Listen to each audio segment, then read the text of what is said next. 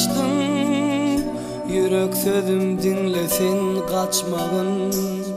Şemala sallanan mail etti beni yar saçların. Kaytman ümüktün uzun parmakla, halı keşti kaymalar çitergi. Edipli sada çepeksice çepirgi.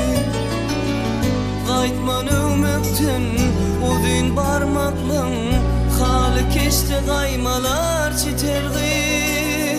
Edipli sada yakmağın oda çepeksice çepirgi. Diyen sözlerimi katı verme yar, karışmaz yaşlık yılları törgü. Manisidirdin diyen sözler şekerli.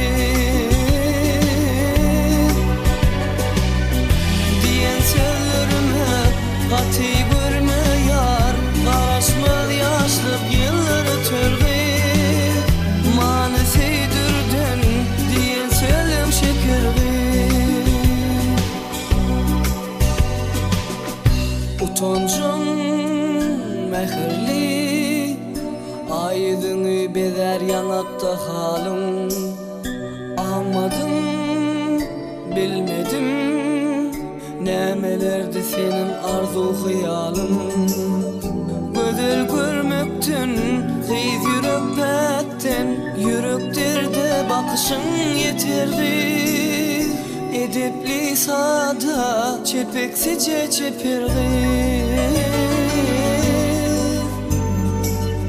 Kaytman ümüktün uzun parmakla, halı keşti kaymalar çitergi.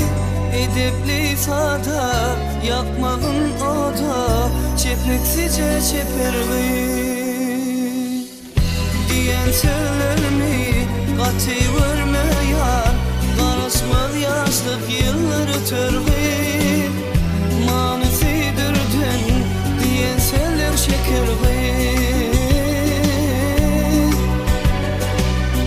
Diyen sözlerime katı